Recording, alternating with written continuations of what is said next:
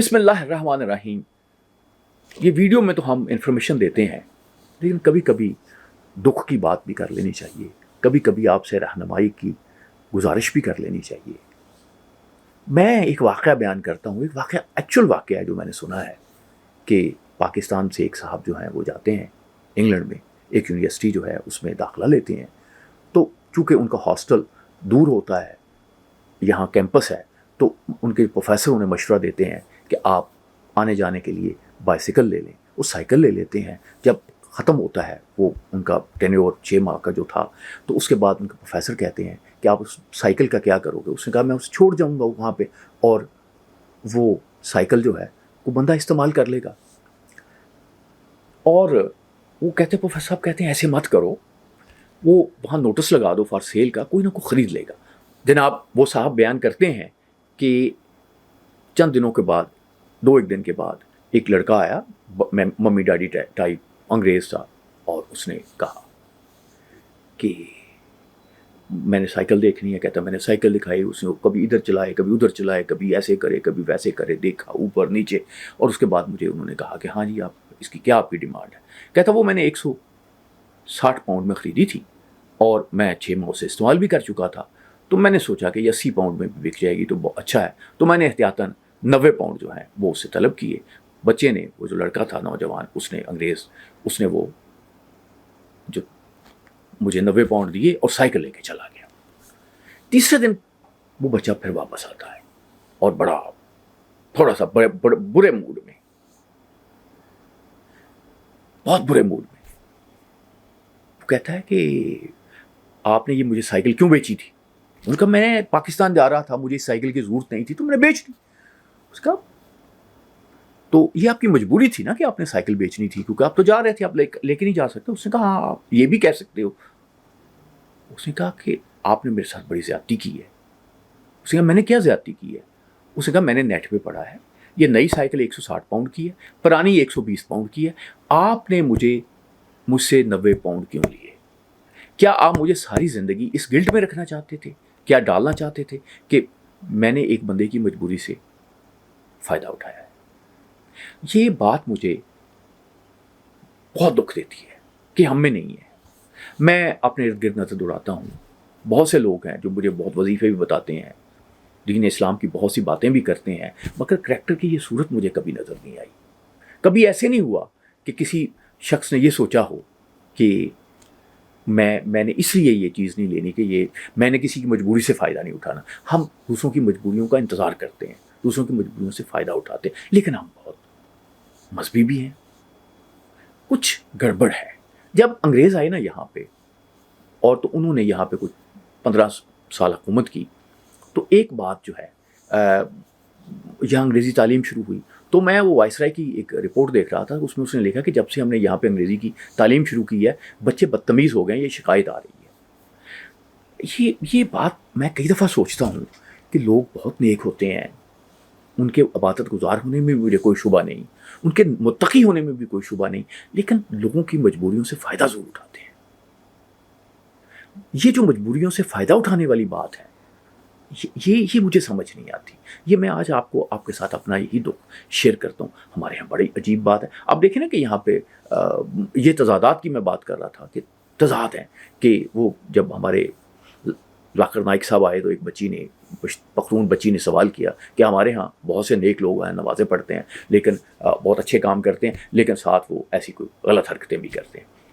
اس پہ ذاکر نائک صاحب ناراض ہوئے، کیونکہ وہ ذاکر نائک صاحب کا مسئلہ یہ تھا کہ وہ اسلام کو جانتے تھے، وہ بنوں کو نہیں جانتے تھے. اسی طرح کی بات میں ایک دفعہ یہاں پہ لاہور میں ایک بڑی مارکیٹ میں میں گیا. میں نے پوچھا کہ یار یہ جو آپ کی مسجد میں پہلی صف میں لوگ نماز پڑھتے ہیں کیسے ہیں؟ بزنس مارکیٹ کی بات کر رہا ہوں. بڑے چھرے ہیں یار، بڑے چھرے ہیں. ہو سکتا ہے مجھ سے اختلاف کریں، ہو سکتا ہے ان کی ملاقات ایسے لوگوں سے ہوئی ہو سکتا ہے میری ملاقات ایسے لوگوں سے ہوئی ہو. میں ایک اور واقعہ بیان کرتا ہوں، یہ بھی دکھ والی بات ہے. میں مالٹون میں سیر کرتا ہوں. ایک دفعہ وہ پارک میں ایک صاحب بیٹھے تھے اور بڑے دکھی تھے. میں نے کہا کیا ہوا؟ اس نے کہا یہاں ایک صاحب آتے ہیں، معروف نام ہے، میں بتاؤں گا نہیں، بڑے معروف ہیں. تو انہوں نے کہا کہ میرے اوپر زور دیتے ہیں اور یہ کہتے ہیں کہ آپ تبلیغ پہ جایا کریں. میں ان کا وکیل بھی ہوں, بہت سے کیسز میرے پاس ہیں.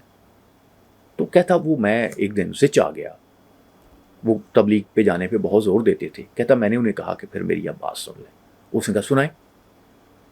اس کا بات یہ ہے کہ آپ نے پراپرٹی بیچی ہیں, میں آپ کے سارے اور ہر پراپرٹی پہ آپ نے کیس کیا ہوا ہے, اور میں آپ کے ان سارے کیسز کا یعنی وکیل میں ہوں, اور میں نہیں سمجھتا میں کوئی اچھا کام کروں, لیکن میں آپ کے لیے یہ کام کر رہا ہوں کہ آپ مجھے فیس بہت دیتے ہیں. اب میری اس بات کے بعد آپ مجھ سے کیس واپس لے لیں گے. انہوں نے کیس واپس بھی لے لیے, لیکن میں نے انہیں کہا کہ یار آپ غلط کیس کر کے لوگوں سے پیسے لیتے ہو, دوسری طرف کہتے ہو کہ جی میں تو بہت زیادہ. ہمارے ہاں یہ بھی ایک بات مشہور تھی کہ جب لوگ جو ہیں وہ جب ہیروئن کا بہت رولا تھا کہ وہ بزرگ محترم جو ہیں جب بڑا پھیرا لگے تو پھر عمرے پہ ضرور جاتے ہیں. یہ کریکٹر کا تضاد اتنا زیادہ ہمارے ہاں کیوں ہے؟ جب ہم کہتے ہیں نا کہ پاکستان زوال کا شکار ہے, فلاں زوال کا شکار ہے, فلاں زوال کا شکار ہے, فلاں مسئلہ یہ ہے, تو ہمیں مسئلہ یہ, مجھے ابھی ایک میں وہ پڑھ رہا تھا کتاب ہے, انہوں نے ایک واقعہ بیان کیا, ایک بیوروکریٹ ہیں, تو بڑا میرے دل کو واقعہ چھو گیا. انہوں نے کہا کہ ہم ایڈی صاحب کے پاس گئے اور ہم نے ان کے وزٹس کیے, اور ہم نے کہا کہ ہمیں بھی آپ موقع دیں کہ ہم آپ کے اداروں میں آئیں, خدمت کریں. انہوں نے کہا یار آپ ہمارے اداروں میں مت آئیں, آپ کے پاس تو جو دکھی لوگ ہیں خود چل کے آتے ہیں, آپ ان کی خدمت کریں. بات یہ ہے کہ ہم اچھے لوگ ہیں, یا کم از کم ہم اپنے آپ کو بہت اچھا ضرور سمجھتے ہیں.